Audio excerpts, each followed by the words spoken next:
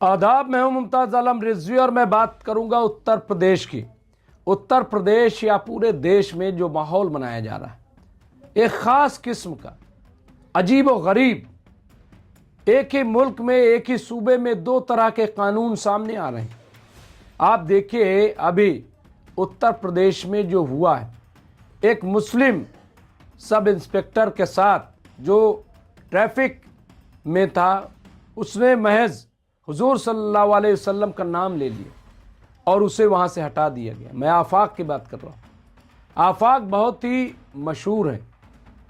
उनके अगर आप देखेंगे सोशल मीडिया प्लेटफॉर्म पे, तो वो इतना अच्छा ट्रैफिक को कंट्रोल करते हैं कि मिलियन में उनके व्यूज़ आते हैं। उनको हर कोई पहचानता है, उनके साथ सेल्फी लेता है। मैंने भी कई बार उनको देखा कि कितनी मोहब्बत से लोगों से मिलते हैं। हाँ, बेदाग हैं, कोई इल्ज़ाम नहीं है उन पे। जबकि ट्रैफिक पुलिस में आम तौर से लोग रिश्वतखोरी खुलेआम करते मिल जाएंगे, लेकिन वो ऐसे नहीं थे। लेकिन जब वो काफ़ी मकबूल हो रहे थे, मुझे खदशा हो गया था कि इनके साथ कुछ ना कुछ होगा, कुछ ना कुछ कार्रवाई होगी। क्योंकि बर्दाश्त कैसे होगा कि एक मुस्लिम इतना मकबूल हो रहा है, वो भी पुलिस में रहते हुए। ये अच्छी बात नहीं है। और वही हुआ जिसका डर था। अब उन्हें महज बच्चों के दरमियान हुजूर सल्लल्लाहु अलैहि वसल्लम का नाम लेने पर उन्हें लाइन हाजिर कर दिया गया या बर्खास्त कर दिया गया। यहाँ पे देखिए वसीम अकरम त्यागी जो सीनियर जर्नलिस्ट, उन्होंने बड़ी अच्छी बात लिखी और मुझे लगा कि मुझे कोट करना चाहिए। उन्होंने लिखा, उत्तर प्रदेश के पुलिसकर्मी कांवड़ियों के पैर दबाते हैं, कांवड़ियों पर फूल बरसाते हैं, सरकार फूल बरसाती है हेलीकॉप्टर से। धर्म के नाम पर निकाली जाने वाली यात्रा में गदा लेकर चलते हैं, उससे किसी को आपत्ति नहीं होती, किसी को तकलीफ नहीं पहुंचती। वहां न कोई धर्म है न कुछ, वहां तो सेवा भाव हो जाता है, उससे किसी की भावनाएं आहत नहीं हुई। लेकिन सब इंस्पेक्टर मोहम्मद आफाक हज़रत मोहम्मद सल्लल्लाहु अलैहि वसल्लम की तालीमात का हवाला देते हुए अपने खिताब में हदीस का उल्लेख कर दिया, जिक्र कर दिया। और उन्होंने कहा कि जिस घर में बेटी पैदा होती है उस घर में रहमत बरसती है। तो इस पर बात बजरंग दल की भावनाएं भड़क जाती। आप सोचिए, उन्हें वर्दी में धार्मिक शिक्षा देने वाला नजर आ जाता है और उस पुलिसकर्मी को निलंबित कर दिया जाता है, बर्खास्त कर दिया जाता है। आप बताइए इसमें कौन सी ऐसी बात करती। अब यहाँ पे और आगे वो लिखते हैं वसीम अकरम त्यागी, ठीक है वर्दी में धार्मिक शिक्षा नहीं देनी है, बिल्कुल नहीं देनी है, लेकिन ये नियम एक ही शख्स पर लागू क्यों होगा? इसकी शुरुआत तो साल भर पहले गदा लेकर चल रहे पुलिस अफसर से होती है, समझ में आता है। उसके बाद कांवड़ियों, कोई पुलिसकर्मी कांवड़ियों के पैर नहीं दबाता बल्कि अपनी ड्यूटी करता है। कोई अफसर कांवड़ियों पर पुष्प वर्षा नहीं करते बल्कि कांवड़ रूट की व्यवस्था संभालते हैं। लेकिन नहीं, चंद बेरोजगार लफंगे शिकायत लेकर थाने आते हैं और पुलिस दबाव में आ जाती है।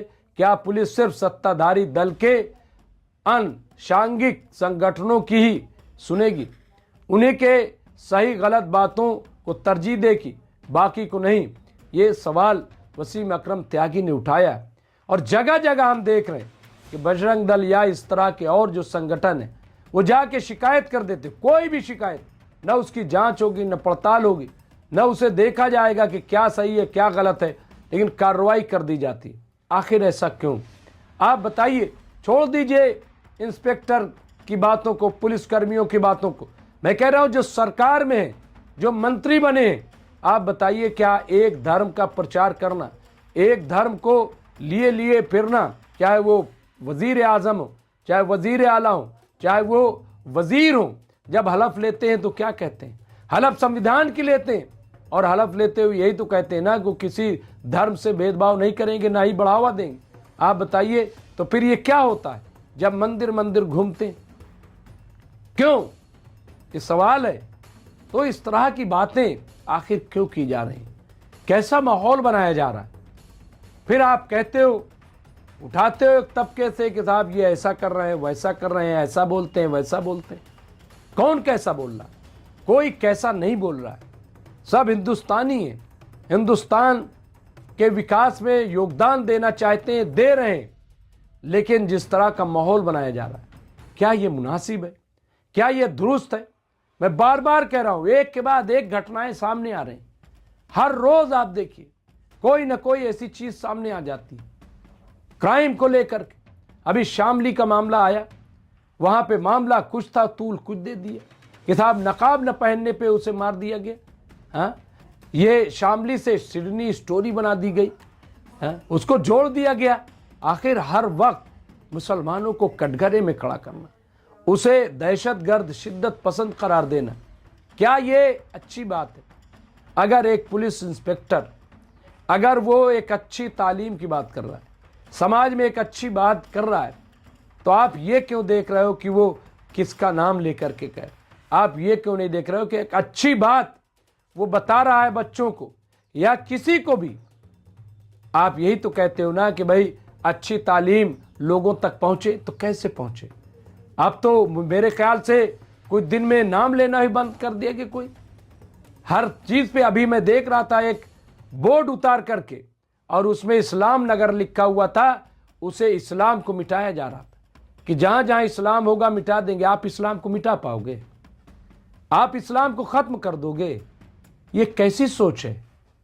क्या दिमाग, ये क्या दिवालियापन है, क्या पागलपन है? इस्लाम को मिटा दोगे? पता नहीं आपको? ये जुनून जो है, ये पागलपन जो है, इस पे कंट्रोल पाने की जरूरत है। हिंदुस्तान में 25-30 करोड़ मुसलमान है, उसको हर रोज अगर बेइज्जत करोगे तो इसका क्या अंजाम होगा? क्या होगा इसका? क्या आप समझते हो 25-30 करोड़ को मार के फेंक देंगे?